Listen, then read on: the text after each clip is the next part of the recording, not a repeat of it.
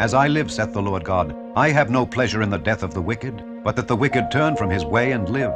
Turn ye from your evil ways, for why will ye die? I was raised without religion. One side of the family, long ago, Catholic, I think. The other side, Jewish. I've never been in a synagogue. I don't believe in a higher power. I'm instinctively hostile to any kind of devotion. Certainty is my enemy. You know, I'm all about doubt, questioning oneself and the nature of reality constantly. Tears stream down Rose McGowan's face as she speaks out about the shocking suicide of her friend Anthony Bourdain. The 61-year-old host of CNN's Parts Unknown hanged himself just 3 days after designer Kate Spade took her life in the same manner. The world would not be better off without you. Anthony, why? From an atheist perspective, why not? Why shouldn't people kill themselves? Robin Williams told us in Dead Poets Society that we and all we do are nothing more than food for the worms, so we should seize the day. But what should we do when the day is no longer worth seizing? When instead of light, it only offers darkness? What should we do when friends and lovers disappoint? When career and fame can no longer fill the emptiness within us? What do we do when we can no longer busy ourselves enough to ignore our own overwhelming despair? Atheism can offer drugs and distractions, but no real purpose for going on. The universe we observe has precisely the properties we should expect if there is, at bottom, no design, no purpose, no evil and no good. Nothing but blind, pitiless indifference. We are natural organisms in a natural environment, and that's all we are, and that's good enough for me. I don't feel bad knowing that. I don't feel like my life is missing something because there's not some transcendent order to it all. There is no purpose of life. In the cosmic picture, total cosmic picture, we don't matter any more than broccoli matters. The good news of atheism, the gospel of atheism, is essentially nothing. That nothing happens after death. There's nothing to worry about, there's nothing to fear. When after you die, you are returned to that nothingness that you were before you were born. When logic fails them, atheists often turn to mockery. If God does not exist, what then is the purpose of life? Well, I can only answer for myself. What cheers me up? I suppose mainly gloating over the misfortunes of other people. I guess that has to be, I think, yeah, mainly crowing over the miseries of others. It doesn't always work, but it never completely fails. And then there's irony. There's irony, and which is the gin in the Campari, the cream in the coffee. Sex can have diminishing returns, but it's amazing. No, that's pretty much it, and then it's a clear run to the grave. Do you realize that right this second, right now, somewhere around the world, some guy is getting ready to kill himself? Isn't that great? Isn't that great? That's probably the most interesting thing you can do with your life. End it. Carlin could joke about suicide because he said we are nothing more than a collection of atoms, beings with no soul, no past, and no future. Biochemical organisms really only worthy of contempt. He said in his book Brain Droppings, I have more sympathy for an injured or dead animal than I do for an injured or dead human being, because human beings participate and cooperate in their own undoing. Animals are completely innocent. There are no innocent human beings. Here's an anecdote from the writer Patricia Highsmith. Not so long ago, I said to a friend of mine, if I saw a kitten and a little human baby sitting on the curb starving, I would feed the kitten first if nobody was looking. My friend said I would feed the kitten first if somebody was looking. I would too, Patricia. Atheists alternate between seeing humans as meaningless and godlike.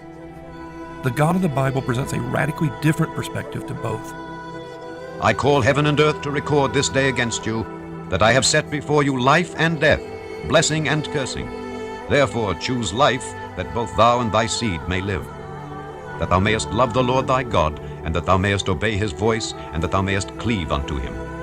For he is thy life and the length of thy days.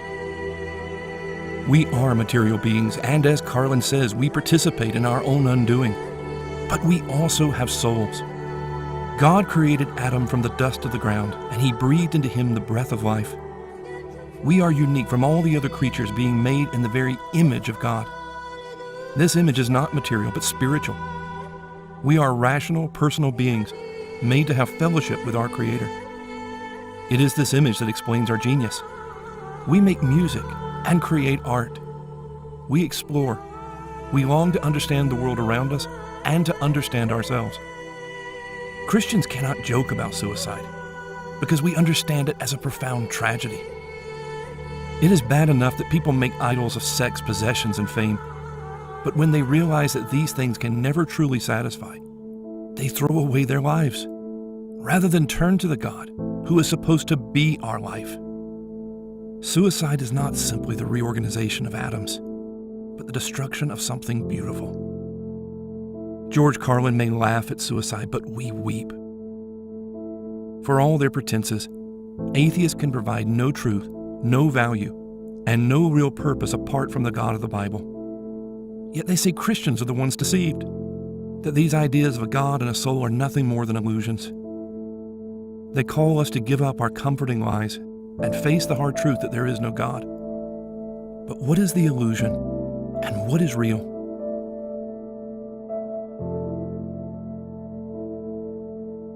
Atheists argue that if a housewife thinks she sees the Virgin Mary in a grilled cheese sandwich, all claims to the supernatural must be the same. People see what they want to see. Few are better at understanding how we can be fooled than the professional illusionist, James Randi. Good evening. My name is the Great Randall. I'm a liar, a cheat, and a charlatan. I will blatantly lie to you, but for purposes of entertainment only, of course. And those lies may not be discernible from the truth. Randy's experience in show business helped him to recognize that some illusionists were fooling people for purposes other than entertainment. This led to him challenging the claims of reputed psychic Uri Geller. He demonstrated that what Geller was doing was simple sleight of hand. To his surprise, many researchers didn't care that he could replicate all that Geller had done.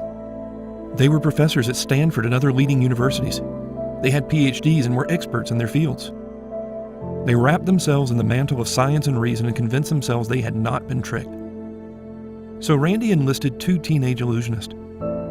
They pretended to have psychic abilities and thoroughly convinced the researchers of their powers before revealing the deception. For all the experts' claims of rationality, they were actually fooling themselves into believing what they wanted to believe.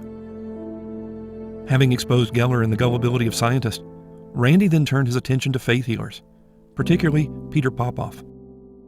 He revealed that what were supposed to be revelations from God were actually coming from Popoff's wife through a radio earpiece. In the name of Jesus. Jody Dean. Jody Dean. Is it Jody? Jody? Dean? Jody Dean? No, she should be right there on your right side. Here it comes.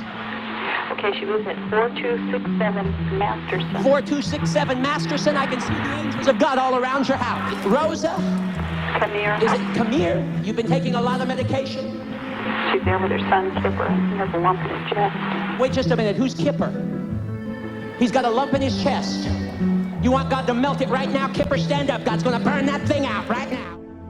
Randy argues that such frauds are representative of all claims of the supernatural, and that because he has revealed others' lies, we should trust him. Along with Richard Dawkins, Sam Harris, and Christopher Hitchens, Randy is one of the champions of the new atheism. He and Dawkins have even started calling themselves Brights. A bright is someone who thinks logically and rationally, bases his or her decisions upon rationality, upon logic, and upon evidence. That's the major thing right there. And if we don't have evidence, we can express our belief or lack of belief in it, but it has to be provisional. I believe that this is probably true, though I don't have any evidence for or against it. It's a perfectly safe statement. And so Brights base all of their decisions and their beliefs on logic, rationality, and on evidence. That's the thing in which they differ from the average person who takes anything that comes along that looks attractive. Oh, I like that. I think I'll believe in it. Based on such supposed enlightenment, Randy not only rejects Jesus as the Son of God, but he claims that Jesus never even existed. There are well-accepted accounts from the Bible that Christians and others never question. Events and locations that are part of the story told of Christ and his history. One such is the account in John 1 of the birth of Christ in the lower Galilee town of Nazareth. But Nazareth may be overrated as an historical site that proves the inerrancy of the Bible. Author René Salm has written The Myth of Nazareth, the Invented Town of Jesus, a book that effectively demonstrates the controversial archaeology of the town where the Bible has Jesus Christ being born. The facts are that no demonstrable evidence dating either to the time of Jesus or to earlier Hellenistic times has been found at Nazareth. It is a late Roman Byzantine village, not a mythical settlement at the turn of the era. As author Salm says, that question has already been answered, and answered convincingly. St. Luke, and thus the inerrant Bible, was plainly, demonstrably dead wrong. Shall we also question the rest of the Holy Bible? Yes, I think so. Atheists praise Randy's conclusions and mock Christians as ignorant rubes.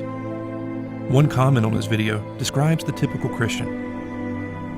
If there are no facts to back up your claims, just make it up. The sheep will believe anything they are told. The funny thing is that it's Randy who's making things up, and it's the atheists who are believing anything they're told. John's gospel never says that Jesus was born in Nazareth, but simply that he lived there. The Bible is very clear that Jesus was born in Bethlehem, 80 miles away. Besides misrepresenting the Bible, Randy also misrepresents the archaeological evidence, even according to his fellow atheist, Bart Ehrman. The first argument that I find completely unconvincing, that some of you have heard and maybe have found convincing, is the idea that Jesus of Nazareth could not have existed because Nazareth did not exist. There was no Nazareth. I simply have never found this argument to be anywhere close to persuasive for two reasons. One reason is, archaeologists have dug where ancient Nazareth was, and they've discovered that it was there. This is not a debated point among Palestinian archaeologists, several of which are good friends of mine. They don't debate whether Nazareth existed because they have dug it and they found it. They've uncovered a house there, they've uncovered a farm there, they've uncovered pottery there, they've uncovered coins there. The pottery and the coins date to the days of Jesus. Certainly Nazareth did exist. It's been shown to exist. Anyone who thinks otherwise simply doesn't know the archaeological record. I'm afraid it's that simple. Remember, Randy claimed his position had been proven convincingly, but it hadn't. Like the scientists who supported Geller, Randy wraps himself in the mantle of science and reason, but he fools himself into seeing what he wants to see. Such self-delusion is not incidental to atheism. It underlies all of atheism.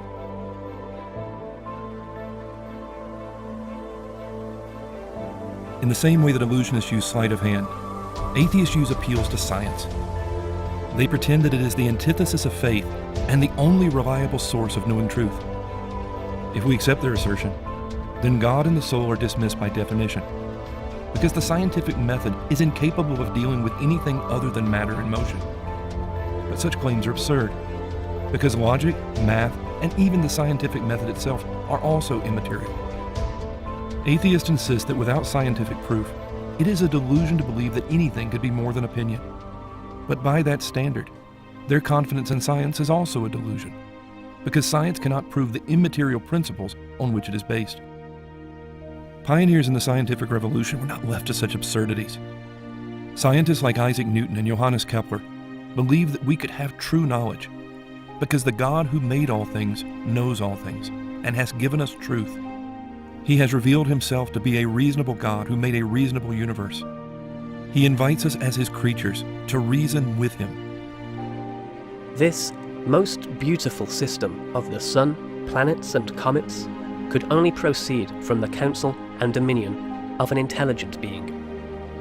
Atheism is so senseless and odious to mankind that it never had many professors. Those laws of nature are within the grasp of the human mind. God wanted us to recognize them by creating us after his own image so that we could share in his own thoughts.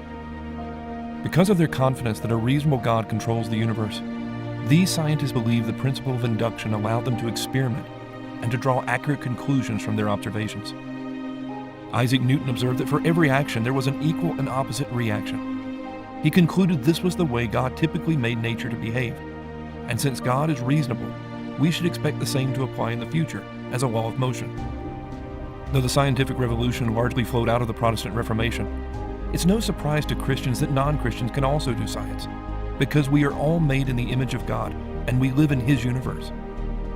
The problem for non-Christians is that when they suppress their knowledge of God, they lose any basis for expecting induction to work. Polytheism sees the universe as under the control of competing, unpredictable gods, while pantheism sees the universe under the control of an impersonal force.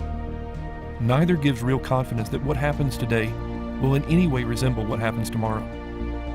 Both tend to view history as cyclical rather than linear, and both discourage experimentation in favor of contemplation. Aristotle could write brilliant works on logic, but also argue that things that weighed twice as much fell twice as fast. China discovered many things before the Christian West, but their worldview did not give them confidence in a rational framework into which to fit these discoveries. As late as 1922, the Chinese philosopher Yu Lunfang wrote, China has not discovered the scientific method because Chinese thought started from mind, and from one's own mind. Rather than seeing the scientific revolution as evidence for the God of the Bible, atheists assume they can appropriate the scientific method, but jettison the God on whose existence the method is based. Their problem is that apart from the God of the Bible, they have no logical basis for trusting induction. The very idea that there are laws in nature only became popular after the year 1600. It was based on the assumption that the God of the Bible was the lawgiver. Without that God, there are no scientific laws, simply patterns of observed behavior. Those patterns may or may not be indicative of the past or the future. Atheists insist that the scientific method keeps producing positive results, even when God is rejected. But remember, they are making claims for science far beyond it being useful. They are insisting that it is self-attesting and renders faith irrational. Older atheists were not so bold. The philosopher Bertrand Russell admitted, all arguments which, on the basis of experience, argue as to the future or the unexperienced parts of the past or present, assume the inductive principle. Hence, we can never use experience to prove the inductive principle without begging the question. Thus, we must either accept the inductive principle on the grounds of its intrinsic evidence, or forego all justification of our expectations about the future. If the principle is unsound, we have no reason to expect the sun to rise tomorrow, to expect bread to be more nourishing than a stone, or to expect that if we throw ourselves off the roof, we shall fall. Do you understand the problem? Atheists either argue in a circle, or they have to give up on induction. They call faith evil and the antithesis of science, but they either have to accept on faith that the inductive principle is true, or they have to give up any hope of knowledge. They have to accept on faith that even without comprehensive knowledge, they can draw valid conclusions from their experiments. They then have to accept on faith that these observations not only give them truth about the nature of reality, but also prescriptions for how we are to lead our lives. When pressed with all the faith their system requires, some atheists will admit that they can't know anything with real certainty. I can live with doubt and uncertainty and not knowing. I think it's much more interesting to live not knowing than to have answers which might be wrong. I have approximate answers and possible beliefs and different degrees of certainty about different things, but I'm not absolutely sure of anything, and then many things I don't know anything about. From the standpoint of objective reality, the belief that there is a God is a delusion. Do you still believe that? Yes. How do you know anything to be objectively real? How do I know? What do you mean by know? Well, the thing is, you made the claim that according to objective reality, belief in God is a delusion. Yes, I'm stating what my belief is right. About reality. But you said according to objective reality. Yes, I believe it's objective. Okay, so how do you know anything to be objectively real when you've admitted you could be a brain in a vat? What do you mean by know? Do you mean how am I aware of? Right, how are you aware of objective reality? I'm aware of reality through my senses. Okay, how about this? Why don't you tell me one thing you know? Why? Because that's my question, sir. Well, what do you mean by know? Justified true belief. I'm not claiming to know. Anything. What do I consider as justified true belief? I believe that, well, in that context, justified true belief, are we using my definition of true or yours? Yours. What do you know to be true? What do you know that corresponds? I'm not omniscient in that context. Do you know that corresponds with absolute reality? Do you know that? No. Okay, well, that's fine. I asked him one thing, and he doesn't even know the one thing he claims to know. What? That's the problem. That's a problem. Unfortunately, few atheists are consistent with such uncertainty. They presume they can assign probabilities in a world in which they know nothing for certain. And rather than admit their foolishness, Some even dismiss philosophy, rather than reconsider their certainty of atheism. Philosophy is dead. Philosophers have not kept up with modern developments in science, particularly physics. Scientists have become the bearers of the torch of discovery in our quest for knowledge. Hawking's specialty was theoretical cosmology. Baby universes, a unified theory of everything, and higher dimensions sell books. But they are all pure conjecture. M theory doesn't disprove God, but it makes him unnecessary. It predicts that the universe will be spontaneously created out of nothing, without the need for a creator. Atheists tell us that it's ridiculous to believe that the God who made the universe could make a snake to speak. But what is their alternative? A universe that creates itself from nothing. Where is their empirical evidence? How does nothing produce anything, much less human consciousness? We're not supposed to ask such questions. There's a reason that in spite of all the hype, Hawking never won the Nobel Prize. He did real science in the 1970s, but much of what he promoted later in life was science fiction in the cause of what he wanted to be true. He was championed because it was what a lot of others wanted to be true as well. Most atheists never think through the absurdity of their position. They embrace unbelief because they desperately want it to be true and convince themselves of a narrative that allows them to sneer at Christians. The more science progresses, the less need it has of God. Atheists tell us that primitive peoples assumed that gods must be behind the phenomena they could not understand. But now science is providing naturalistic explanations. Since we understand nuclear fusion, we supposedly don't need a god to create the sun. They assure us that science is filling in all the gaps in our knowledge and will soon make belief in God unnecessary. But once again, all of this is absurd. They are assuming that God must cause something without means or else have nothing to do with it. Imagine a car moving down a road. Someone who had never seen a car might assume it was being moved by magic. Science can provide a naturalistic explanation for the car's movement. A transmission that is unseen is moving the wheels. Science can push deeper and show that the transmission is being moved by an engine and even describe the internal workings of that engine. But none of these naturalistic explanations mean that the car arose without a creator or that its movements are without direction. Though atheists have no logical basis for doing science themselves, they insist that Christians are the enemies of reason, who refuse to objectively weigh the evidence. How do we know that these dinosaurs are hundreds of millions of years old? The answer is evidence. Tons and tons of mutually supporting evidence.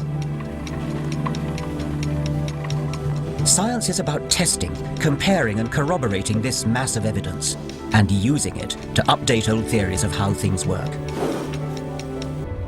Evolution by natural selection is supported by mountains of evidence, while creation contradicts the evidence and is only backed by some ancient scribblings.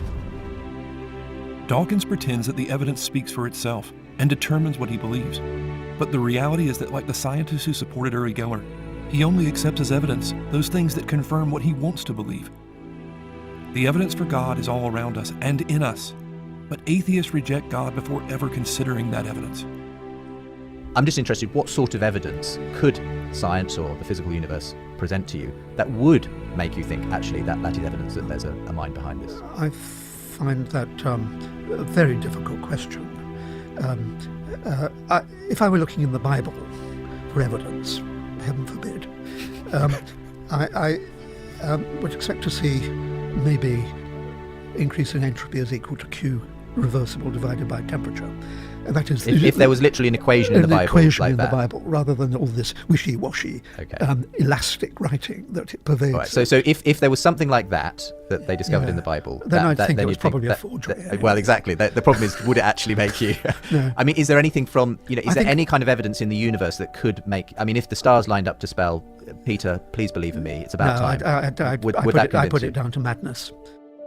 Atheists begin with the assumption that any naturalistic explanation, no matter how far-fetched, is superior to one that involves Jesus being who he claimed to be. This was again about the virgin birth, I think. Which is more likely, that the whole natural order is suspended, or that a Jewish minx should tell a lie?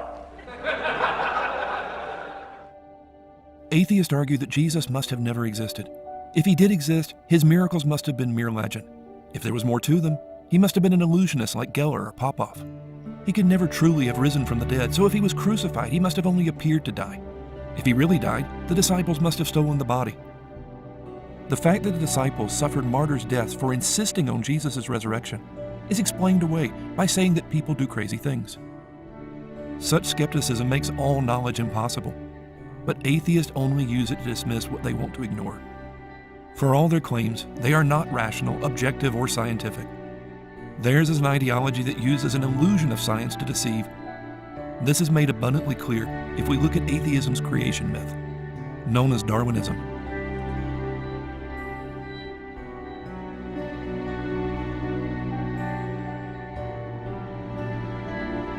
Darwinism is supposed to be real science, but science can be objectively falsified. Like Darwinism, much of what is called science cannot be falsified, because it is simply what people want to be true, masquerading in scientific language. In the 19th century, there was the pseudoscience of phrenology. A Viennese physician by the name of Franz Gall argued that our intellect and personalities are based solely on the material factors of our brains. He claimed that each could be objectively measured by the size and shape of our skulls. Though phrenologists engaged in a great deal of data collection and accurately predicted that different areas of the brain control different functions, they pushed their conclusions far beyond the evidence to prove what they wanted to believe. For example, they claimed this new scientific discipline confirmed the inferiority of non-Europeans. Robert Fitzroy, the captain of the HMS Beagle, was an ardent phrenologist who nearly rejected Darwin from the voyage to the Galapagos because of the shape of his head. Evolutionists like to contrast Fitzroy's pseudoscience with what they believe to be the hard science of Darwin. They ignore that Darwin had also been an advocate of phrenology. Many educated people were. They convinced themselves that if they were capable of doing chemistry and physics, everything they believed must be rational. But unlike real sciences, phrenology did not make predictions that could be objectively falsified. It simply interpreted data in ways that conformed to the prejudices of the phrenologist. In spite of all its claims, phrenology eventually faded into history, but other pseudosciences have arisen in its place, all demanding to be seen as true. Nearly a century after Franz Gall, another Viennese physician, Sigmund Freud, promoted his new science of psychoanalysis. As with Gall, Freud's so-called science was not falsifiable. And as with Gall, Freud developed a cult of personality by helping others justify what they wanted to believe. What Freud wanted to believe was that the cocaine he enjoyed was not addictive, that he wasn't alone in lusting after his mother, and above all, that there was no God. The ordinary man cannot imagine this providence in any other form but that of a greatly exalted father, for only such a one could understand the needs of the sons of men, or be softened by their prayers and placated by the signs of their remorse. The whole thing is so patently infantile, so incongruous with reality, that to one whose attitude to humanity is friendly, it is painful to think that the great majority of mortals will never be able to rise above this view of life. Despite the aura of science that Freud projected, he confided to a friend, I am actually not at all a man of science, not an observer, not an experimenter, not a thinker. I am by temperament nothing but a conquistador, an adventurer if you want to translate it, with all the curiosity, daring and tenacity characteristic of a man of this sort. The history of psychiatry since Freud has not been much better. It has promoted electroshock therapy and lobotomies. The latter was the basis of Egesmaniz winning the Nobel Prize for Medicine in 1949. In the 80s and 90s, the fad was repressed memories, and it was all supposed to be settled science. Until 1973, the American Psychiatric Association classified homosexuality as a mental disorder. But in the face of loud protest and disruptions at its conventions, it simply redefined its science. It continues to do so. In 2013, the APA ceased to identify transvestism as a mental disorder. Instead, it is now considered a mental disorder to believe that homosexuality and transvestism are disordered. In 2019, the American Psychological Association declared traditional masculinity harmful, saying it can lead to homophobia and sexual harassment. None of this is real science. It is simply progressivist morality masquerading as science. The scientific method is not subject to political correctness, and real science can be falsified. In 1919, a solar eclipse allowed Einstein's theory of general relativity to be tested. As predicted, the light of a star behind the sun was bent so as to become visible. For Richard Dawkins and his fellow evolutionists, there is no way to falsify their theories. Because Darwinism is as much a pseudoscience as phrenology and psychiatry. Instead of making predictions that can be objectively tested, it makes assumptions about an unobservable past, a past very unlike the present, where life could simply spring into existence. For much of human history, the idea of spontaneous generation has had its proponents. Aristotle argued that scallops are produced from sand and oysters from slime. By the 19th century, many such ideas had been debunked, but fermentation was still considered proof that life could arise simply through exposure to air. In 1859, Louis Pasteur demonstrated that it was not the air, but microbes in the air that caused fermentation. He did so with experiments that anyone could replicate.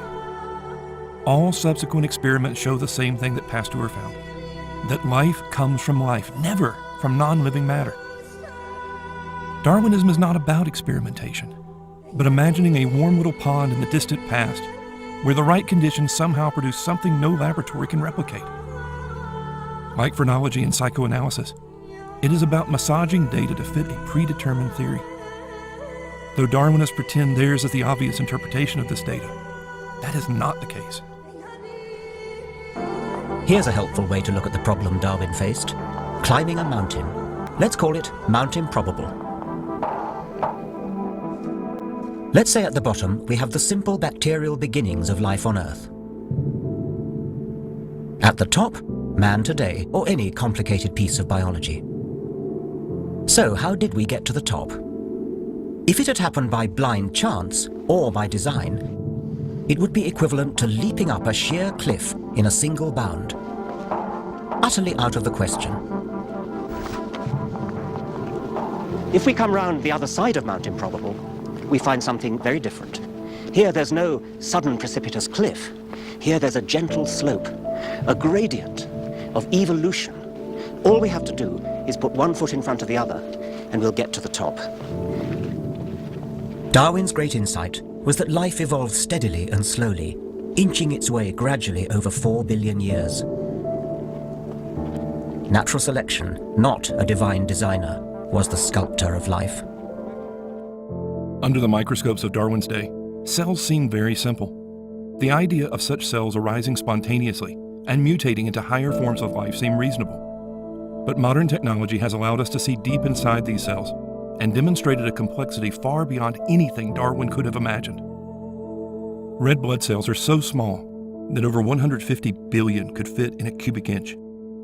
Besides highly complex organelles and mechanisms that Darwin never saw, in the nucleus of new blood cells is a coil of DNA that, if unwound, would stretch roughly 6 feet. The average person has about 10 billion miles of DNA in their body, enough to stretch back and forth to the sun over 100 times. The smallest genome ever discovered is in a simple bacteria, but even it has nearly 160,000 base pairs. The smallest changes in physiology that Darwinism requires involve elaborate changes in the genetic code. The gentle slope of evolution is gone, and we are back to a sheer cliff of irreducible complexity. Darwinists try to overcome that cliff with logical sleights of hand. If pesticides kill off non-resistant insects and resistant ones proliferate, this is supposed to prove Darwinism. But this involves the loss of genetic material within a population, not the additions required to make higher forms of life possible. Such reductions make up much of the supposed evidence for Darwinism. All domestic dogs descend from the wolf. Various traits were purposely bred out to produce the diversity we now have. Intentional breeding among rabbits has resulted in such variety that some can no longer successfully reproduce with one another. Darwinists point to this as the creation of new species, as if it's the same as the development of a higher form of life. But it's not. The rabbits are still rabbits, and no breeding program can change that. Countless generations of fruit flies have been raised in laboratories. Scientists managed to produce a fly with an extra set of wings, but the wings don't work, and the fly is incapable of living outside the lab, because there are limits to biological change that make Darwinism impossible. You can breed wolves down to chihuahuas, but you cannot breed chihuahuas back to wolves, much less a dolphin or a human. Without experiments to support their theories, evolutionists turn to interpreting the fossil record. But as with other pseudosciences, their history is littered with wild exaggerations and blatant attempts at fraud. Inspired by reading The Origin of Species, German biologist Ernst Haeckel produced his own work in 1866, claiming that embryology supported Darwin. He produced detailed illustrations showing that vertebrates all develop similarly. His diagrams became standard for textbooks for well over a century. Haeckel was praised as a great scientist and founded the Association for the Propagation of Ethical Atheism. The problem was that the illustrations were fake. The images were doctored to prove what Haeckel wanted to be true. Critics pointed out his misrepresentations soon after their publication, but it would take over a century for Darwinists to admit to the fraud. In the meantime, Haeckel speculated that Indonesia would be a proper place to find the missing link between ape and man. In 1893, one of his disciples, Eugene Dubois, went to Java with the express purpose of finding that missing link. When he dug up an ape's skull cap and a human thigh bone within 40 to 50 feet of one another, he insisted that they must be from the same skeleton, and the discovery of Java Man was announced. In 1912, the New York Times reported that Darwin had been proven true, this time by the discovery of Piltdown Man. Portions of a skull were discovered in England and supposedly provided another link between apes and humans. For over 40 years, it was included in school textbooks as evidence that Darwinism was real science. Finally, in 1954, it was discovered that the skull was a hoax, perpetrated by combining a medieval human skull with the lower jaw of an orangutan and chimpanzee teeth that had been filed to fit. Someone had created the appearance of age by staining the bones with an iron solution and chromic acid. 10 years after the supposed discovery at Piltdown, Henry Osborn, the president of the American Museum of Natural History, announced yet another missing link, Nebraska Man. It fit neatly into what Osborn wanted to be true, but all his claims rested on a single tooth that eventually was revealed to belong to an extinct pig. The modern missing link is supposed to be Lucy. Everything about her skeleton was ape-like except the hip, but as with her predecessors, that hip demonstrates that Darwinism is not about following the evidence, but making the evidence fit an existing theory. The perfect fit was an illusion that made Lucy's hip bone seem to flare out like a chimp's. But all was not lost.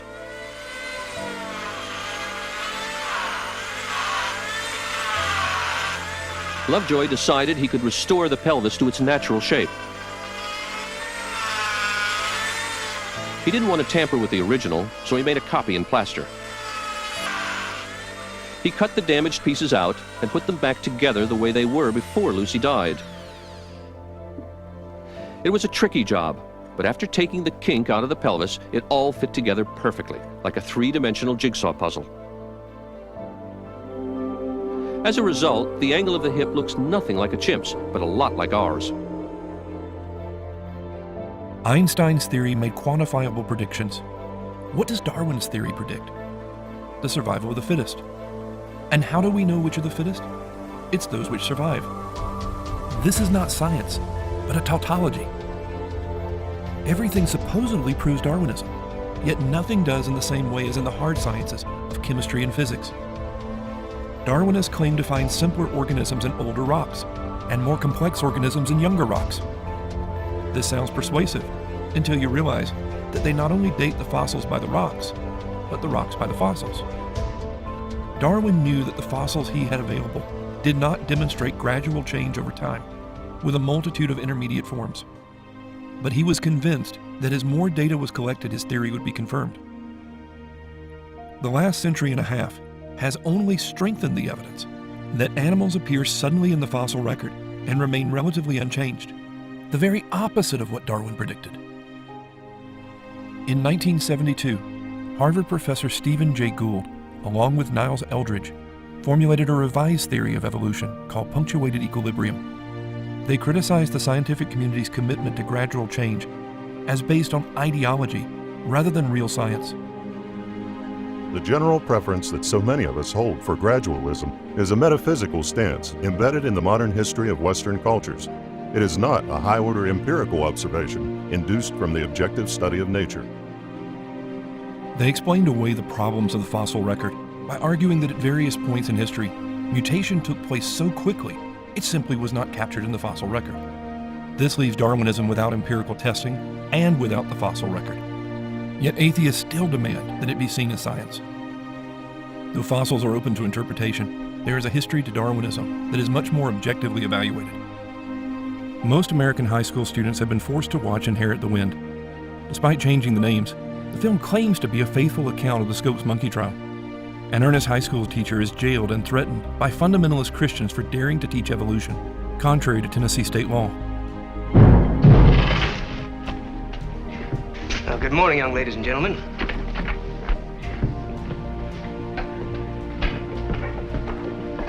Good morning, visitors.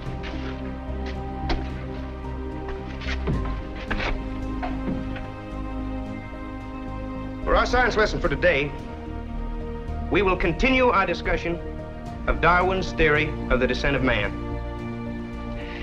Now, as I told you yesterday, Darwin's theory tells us that man evolved from a lower order of animals. From the first wiggly protozoa here in the sea, to the ape, and finally, to man. Now, some of you fellas out there are probably going to say that's why some of us act like monkeys. But what Mr. Charles Darwin was trying to tell us in his own way... Bertram T. Cates? Come off it, Sam. You've known me all my life. Bert, you're charged with violation of Public Act 31428, Volume 37, Statute Number 31428 of the State Code, which makes it unlawful for any teacher of the public schools to teach any theory that denies the creation of man as taught in the Bible, and to teach instead that man has descended from a lower order of animals. Bertram Cates, I hereby place you under arrest.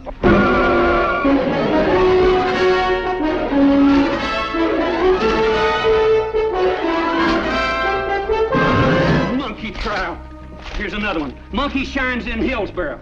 The whole world's laughing at us. Look, from Chicago. Heavenly Hillsboro. Does it have a hole in its head, or its head in a hole?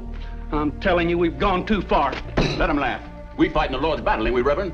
Well, I'd decide rather have some heathen a-laughing at me than to have my sons a-laughing at my Bible. Like so many atheist histories, this one falls apart on closer examination. Tennessee had passed a law for public schools that made it a misdemeanor to teach that humans had evolved from apes, but the governor insisted that it would never be enforced.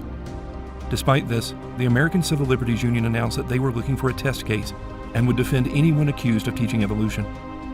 George Rapelier was a transplanted New Yorker who managed the Cumberland Coal and Iron Company in Dayton, Tennessee. On April 5, 1925, he approached the county superintendent of schools, Walter White, and local attorney, Sue Hicks. Dayton was suffering economically at the time, and Rapelier believed that a trial would give the town some much-needed publicity. The three convinced their friend John Scopes, a 24-year-old football coach and sometimes substitute biology teacher, to be arrested for having taught evolution. Though the school's textbook included evolution, Scopes would admit after the trial that he had never actually taught it, but that was irrelevant to their plans. Scopes was arrested, but the popular coach was never jailed. The law only called for a misdemeanor fine. In the movie version, he's jailed throughout the trial and threatened with lynching. We'll hang Bert Cates to a sour apple tree. We'll hang Bert Cates to a sour apple tree. We'll hang Bert Cates to a sour apple tree. Our Lord is marching on. Clarence Darrow, a member of the ACLU, volunteered to defend Scopes, but told the jury the only conclusion they could reach was guilty. His hope was that the ACLU could appeal the case to the Supreme Court and have the law declared unconstitutional. When Scopes was given a $100 fine, the prosecutor, William Jennings Bryan, offered to pay it for him. Rather than reaching the Supreme Court, the conviction was later thrown out on a technicality. Rather than being a victim, John Scopes would later say, I've often said that there is more intolerance in higher education than in all the mountains of Tennessee. When retelling this story, atheists turn a publicity stunt into a near lynching. In seeking support for his nonprofit foundation, Richard Dawkins promises. Number 3, change the culture. How do you do that? By sponsoring, commissioning, and producing plays and movies, helping high schools across the country put on Inherit the Wind. Richard Dawkins is well aware of these facts, but he's still promoting Inherit the Wind. If we know that he and the Darwinists are lying to us about a history we can objectively verify, why should we trust them about any other history? Darwinists also gloss over what was taught by the textbook at the center of the controversy. The races of man. At the present time, there exist upon the earth 5 races or varieties of man, each very different from the other in instincts, social customs, and to an extent in structure. These are the Ethiopian or Negro type, originating in Africa, the Malay or brown race from the islands of the Pacific, the American Indian, the Mongolian or yellow race, including the natives of China, Japan, and the Eskimos, and finally, the highest type of all, the Caucasians, represented by the civilized white inhabitants of Europe and America. Considering where such thinking led, and the horrors done by Hitler in the name of helping evolution along, It shouldn't surprise us that Richard Dawkins tries to distance Darwin from him. I should here mention the popular canard about Hitler being inspired by Darwin. It comes partly from the fact that both Hitler and Darwin were impressed by something that everybody has known for centuries. You can breed animals for desired qualities. Hitler aspired to turn this common knowledge to the human species. Darwin didn't. His inspiration took him in a much more interesting and original direction. Darwin's great insight was that you don't need a breeding agent at all. Nature, raw survival or differential reproductive success, can play the role of breeder. As for Hitler's social Darwinism, his belief in a struggle between races, that is actually very un-Darwinian. For Darwin, the struggle for existence was a struggle between individuals within a species, not between species, races, or other groups. Don't be misled by the ill-chosen and unfortunate subtitle of Darwin's great book, The Preservation of Favored Races in the Struggle for Life. It is abundantly clear from the text itself that Darwin didn't mean races in the sense of a group of people, animals or plants, connected by common descent or origin. Is Dawkins telling us the truth? Let's see what Darwin actually said. At some future period, not very distant, as measured by centuries, the civilized races of man will almost certainly exterminate and replace throughout the world the savage races. At the same time, the anthropomorphous apes, as Professor Schaffhausen has remarked, will no doubt be exterminated. The break will then be rendered wider, for it will intervene between man in a more civilized state, as we may hope, than the Caucasian, and some ape as low as a baboon, instead of, as at present, between the Negro or Australian and the gorilla. Francis Galton, Darwin's cousin, had no question as to what Darwin was teaching. He incorporated these ideas into a new science that he labeled eugenics. There is nothing, either in the history of domestic animals or in that of evolution, to make us doubt that a race of sane men may be formed who shall be as much superior mentally and morally to the modern European as the modern European is to the lowest of the Negro races. Charles Darwin's son Leonard also seemed to be clear as to the implications. He became the head of the English Eugenics Society. But it was in the United States that eugenics became particularly popular. Birth control is not contraception indiscriminately and thoughtlessly practiced. It means the release and cultivation of the better racial elements in our society and the gradual suppression, elimination, and eventual extirpation of defective stocks. Those human weeds which threaten the blooming of the finest flowers of American civilization. 37 states eventually created eugenics laws, and tens of thousands of U.S. women were sterilized against their wills. Even the Supreme Court refused to intervene. But it was in Germany that Darwin's views were taken to their most hideous lengths. But atheists try to avoid this fact by claiming that Hitler was actually a Christian. They base this on him being baptized as an infant and using Christian language in his public speeches. Their reading of history is very selective. The official religion of the Nazis was called positive Christianity, but it promoted a Jesus who was neither Jewish nor divine. It was a religion in which the swastika was added to the cross, but Hitler was the voice of God. Hitler's Reich Minister of Church Affairs, Hans Kurl, described it. Positive Christianity is National Socialism. Dr. Zöllner and Count Galin have tried to make clear to me that Christianity consists in faith in Christ as the Son of God. That makes me laugh. True Christianity is represented by the party, and the German people are now called by the party, and especially by the Führer, to a real Christianity. The Führer is the herald of a new revelation. Hitler's head of the Nazi Party Chancellery, Martin Bormann, was even more clear in a directive to other government officials. National Socialist and Christian concepts are incompatible. The Christian churches build upon the ignorance of men and strive to keep large portions of the people in ignorance, because only in this way can the Christian churches maintain their power. On the other hand, National Socialism is based on scientific foundations. When we National Socialists speak of a belief in God, by God we do not understand as do naive Christians and their clerical beneficiaries, a man-like being who is sitting around in some corner of the sphere. The force which moves all these bodies in the universe, in accordance with natural law, is what we call the Almighty, or God. It shouldn't surprise us that Hitler sought to wrap his ideology up in religious terms palatable to the populace. Hitler's private statements make his views even more clear. You see, it's been our misfortune to have the wrong religion. Why didn't we have the religion of the Japanese, who regard sacrifice for the fatherland as the highest good? the Mohammedan religion too would have been much more compatible to us than Christianity. Why did it have to be Christianity with its meekness and flabbiness? Our epoch will certainly see the end of the disease of Christianity. It will last another 100 years, 200 years perhaps. My regret will have been that I couldn't, like whoever the prophet was, behold the promised land from afar. Adolf Hitler ist unser Retter, unser Held, der edelste Führer auf der ganzen Welt.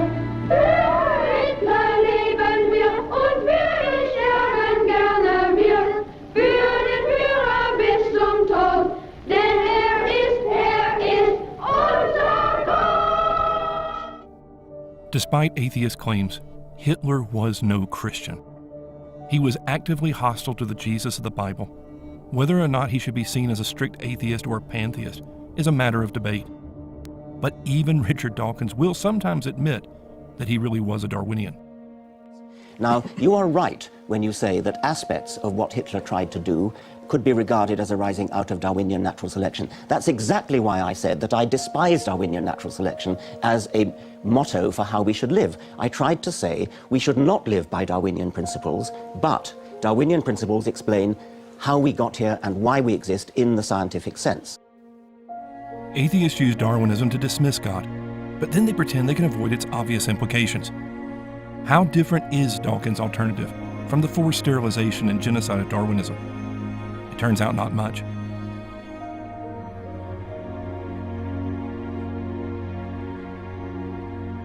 The God of the Old Testament is arguably the most unpleasant character in all fiction. Jealous and proud of it, a petty, unjust, unforgiving control freak, a vindictive, bloodthirsty ethnic cleanser, a misogynistic, homophobic, racist, infanticidal, genocidal, filicidal, pestilential, megalomaniacal, sadomasochistic, capriciously malevolent bully.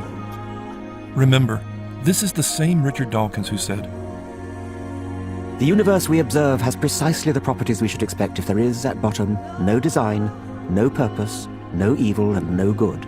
Nothing but blind, pitiless indifference." So how does Dawkins' rage against God make sense in a universe where there is no evil and no good? It doesn't. Dawkins only argues for a materialistic universe when it suits him. Then he simply makes it disappear. We can leave behind the ruthlessness, the waste, the callousness of natural selection. Our brains, our language, our technology make us capable of forward planning. We can set up new purposes of our own. And among these new goals can be the complete understanding of the universe in which we live. A new kind of purpose is abroad in the universe. It resides in us.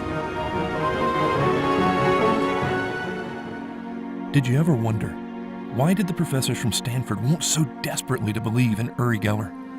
Like Dawkins, they wanted to believe that, like some comic book fantasy, evolution has made some of us more than human, that they have reached the point that they can transcend materialism.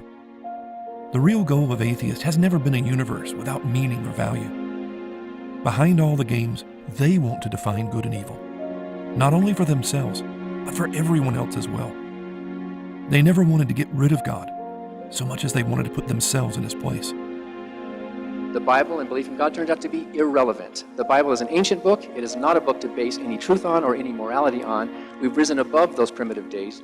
We are kinder than Jesus. We are smarter than the God of the Bible. We are smarter than those people who wrote that book, and we don't need it. And millions of us know that. Although we are puny and insignificant on the scale of the cosmos, this makes us, in a sense, the lords of creation.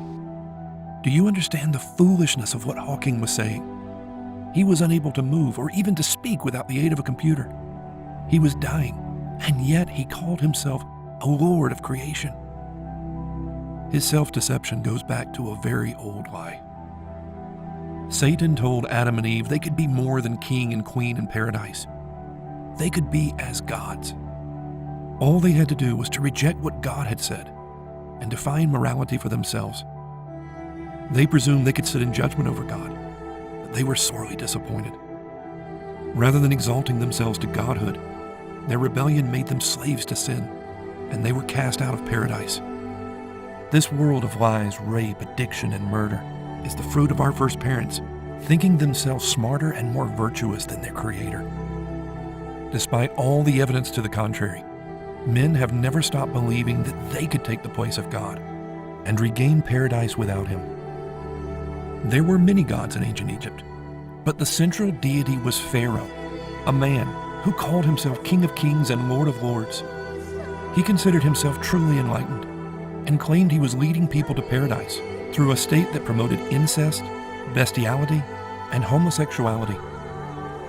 The Apostle Paul described the pagan world. Professing themselves to be wise, they became fools, and changed the glory of the uncorruptible God into an image made like to corruptible man, and to birds and four-footed beasts and creeping things. Wherefore God also gave them up to uncleanness through the lusts of their own hearts, to dishonor their own bodies between themselves, who changed the truth of God into a lie, and worshipped and served the creature more than the Creator, who is blessed forever. Amen. For this cause God gave them up unto vile affections, for even their women did change the natural use into that which is against nature. And likewise also the men, leaving the natural use of the woman, burned in their lust one toward another. Men with men, working that which is unseemly, and receiving in themselves that recompense of their error which was meet. Though the pharaohs promised exaltation to those who followed them, what they really brought was slavery. The Roman emperors, like the pharaohs, declared themselves divine and the saviors of the world. And like the pharaohs, they considered sexual license to be the mark of true freedom. The Emperor Nero's wives included not only 2 women, but also 2 men. Christians were considered the enemies of humanity because they did not indulge in such things. But the greatest crime of which Rome accused them was their refusal to worship the divinity of Caesar. Atheists in more modern times may prefer calling themselves brights or lords of creation. But like the pagan god kings of antiquity, they do not tolerate those who refuse to see them as divine, and their state as the only true Messiah. When atheists seized power in the French Revolution, Christian worship was made illegal, and the cult of reason was declared to be the official state religion. It was an explicitly atheistic system that celebrated the people instead of God. Church buildings across France were rededicated as its temples, and the Marquis de Sade rejoiced. The reign of philosophy has finally annihilated that of imposture. Man is finally becoming enlightened, and destroying with one hand the frivolous playthings of a divine religion, it raises with the other an altar to the divinity dearest to its heart. May filial piety, grandeur of soul, courage, equality, good faith, love of the fatherland, beneficence, may all these virtues, I say, each erected in one of our former temples, become the only objects of our homage. de Sade had spent years in prison as a rapist and pedophile. The revolutionary government not only released him, but soon elected him a delegate to its national convention. His acceptance was symbolic of the new revolutionary morality. Sodomy was legalized in 1791 along with incest. As a celebration of atheism, a prostitute was paraded through the streets of Paris before being placed on the altar of Notre Dame Cathedral as a symbol of reason and liberty. The government no longer wanted time to be connected to the birth of Jesus, so they declared a new calendar with 1789 as year 1. Sunday and the 7-day week were abolished in favor of a 10-day week, ending with a celebration of liberty, fraternity, and equality. The Protestant Reformation had produced the limited government of the English Bill of Rights. The rule of law and individual freedoms were rooted in a biblical understanding of man's sinfulness. For French atheists, they were the enlightened and answerable to no God anywhere. Rape, theft, and murder could all be justified by what they considered the greater good. Rather than ushering in a golden age of truth and freedom, atheism brought the reign of terror. Hundreds of priests and nuns were killed, and tens of thousands more fled under threat of death. Slaves were freed in the French colony of Haiti, but were then set to the slaughter of their former masters who were considered enemies of the revolution. Rather than making anyone truly free, the cult of reason made all men slaves to a messianic state. Over and over since the French Revolution, we have heard the same lie. If we just help the enlightened lords of atheism smash Christianity, a paradise will arise like a phoenix from the ashes. But their promises of reason and sexual freedom are meant to blind us to the reality. Atheism's war against God never produces its promised utopia, but inevitably brings hell to earth. Religion is the opium of the people. The abolition of religion as the illusory happiness of the people is the demand for their real happiness. We have no compassion, and we ask no compassion from you. When our turn comes, we shall not make excuses for the terror. Atheism is the natural and inseparable part of communism.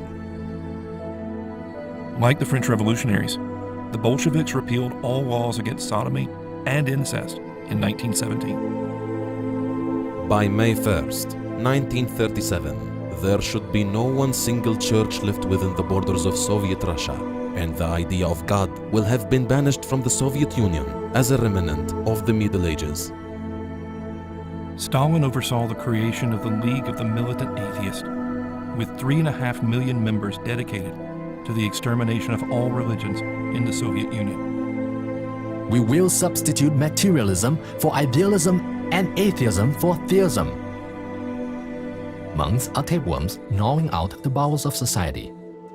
If you prostrate yourself before the Buddha, you are only groveling before cement. For the Onkar, there is no God, no religious beliefs, no supernatural. The world has never before known a godlessness, as organized, militarized, and tenaciously malevolent as that preached by Marxism. Within the philosophical system of Marx and Lenin, and at the heart of their psychology, hatred of God is the principal driving force, more fundamental than all their political and economic pretensions. Militant atheism is not merely incidental or marginal to communist policy. It is not a side effect, but the central pivot. To achieve its diabolical ends, communism needs to control a population devoid of religious and national feeling, and this entails a destruction of faith and nationhood. Christopher Hitchens compared Christianity to a spiritual North Korea, while ignoring that the real North Korea is a product of atheism. It and China are officially atheistic states. Both are imprisoning Christians today. The BBC reports that as many as 2 million Chinese Muslims are currently in concentration camps, receiving forced re-education. Atheists rail against theocracies, but their alternative is always a theocracy by another name, with themselves in the place of God. Even in countries where they cannot yet declare Christianity treason, they still insist it is the root of all evil. One of the reasons why I have the lurid subtitle I do, my book, Religion is a Poison, is that it makes ordinary moral people, compels them, forces them, in some cases orders them to do disgusting, wicked, unforgivable things. There's no expiation for the generations of misery and suffering that religion has inflicted in this way and continues to inflict, and I still haven't heard enough apology. There is a logical progression that goes from believing in faith, having faith that your God tells you to do something, and doing terrible deeds, like suicide bombing, like flying planes into skyscrapers. The vast majority of people of faith don't do such terrible things.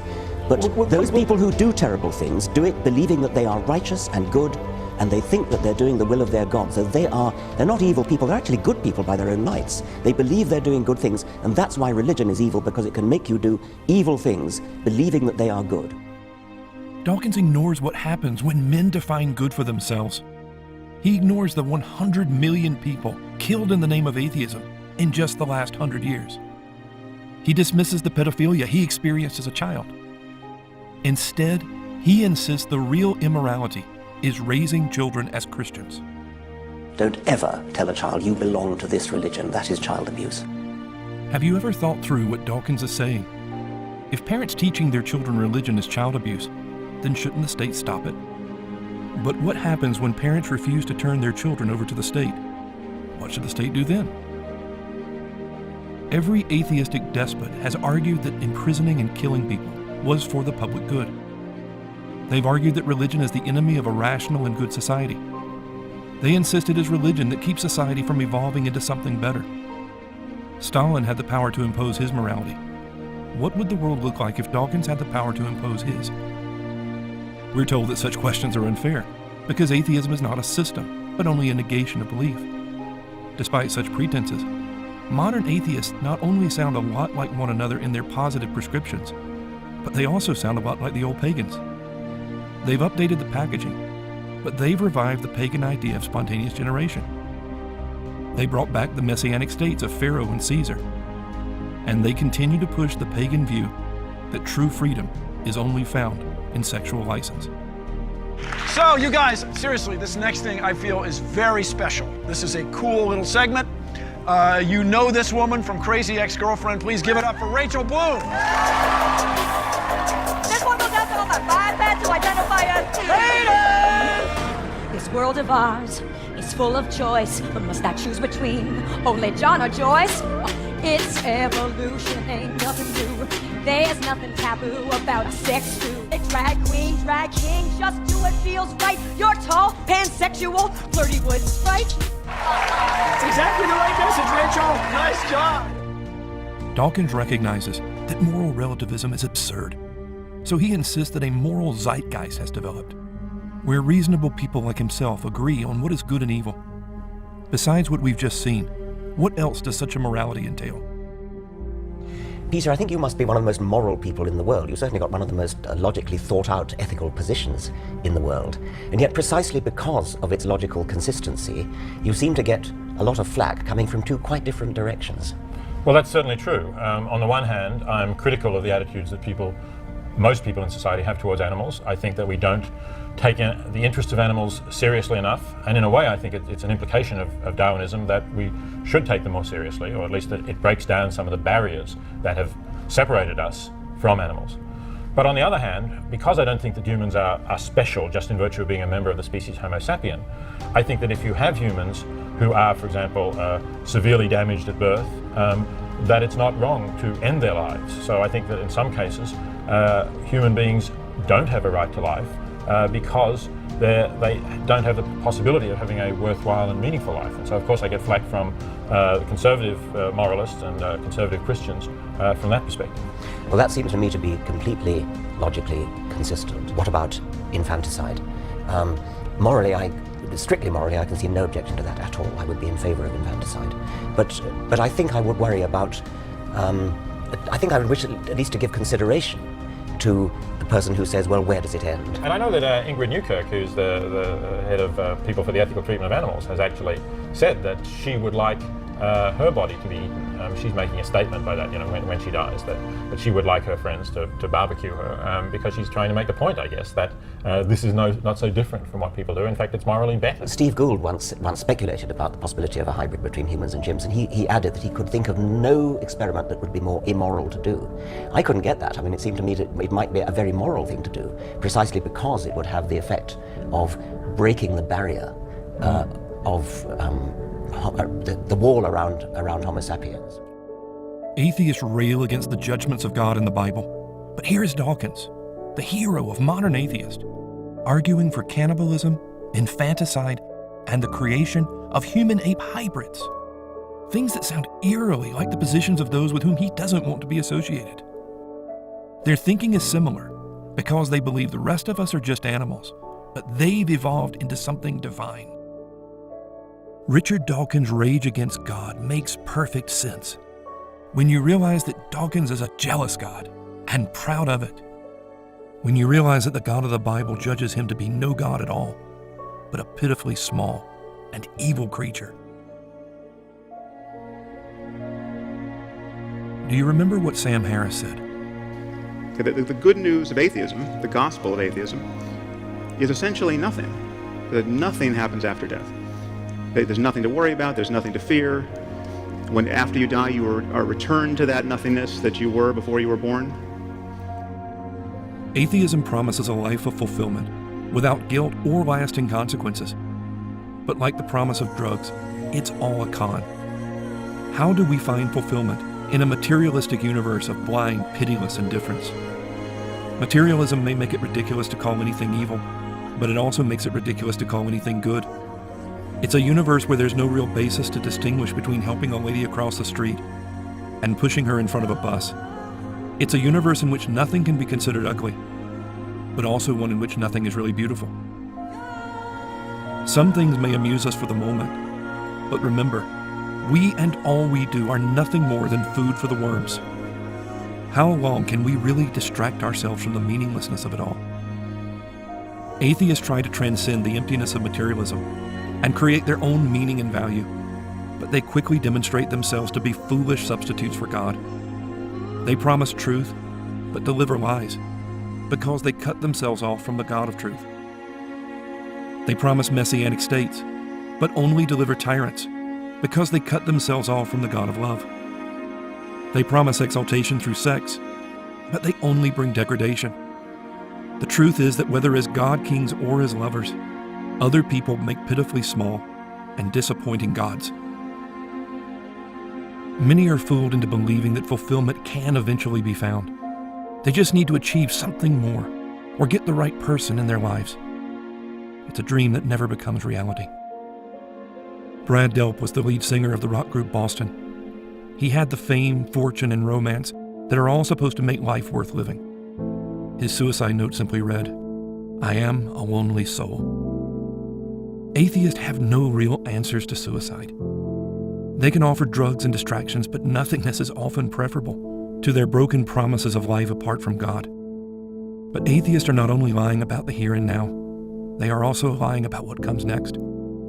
Instead of death bringing the promised escape, it ushers people to a judgment for which they are completely unprepared. Atheism isn't about truth, but suppressing the truth in unrighteousness. It isn't about science, but science fiction. It isn't about tolerance, but the demand that we must agree with those who consider themselves enlightened. Instead of life, what atheists really offer is death, because they cut themselves off from the God who is supposed to be our life. Atheists blame God for the pain and suffering of this world, but we are not the victims. We are the problem. God is not the monster. We are. Have you ever lied? What does that make you? God says that all liars deserve to burn in the lake of fire. Atheists say that such punishments tell us how evil the God of the Bible is, but the reality is it tells us how evil we are. We know that God commands us not to lie.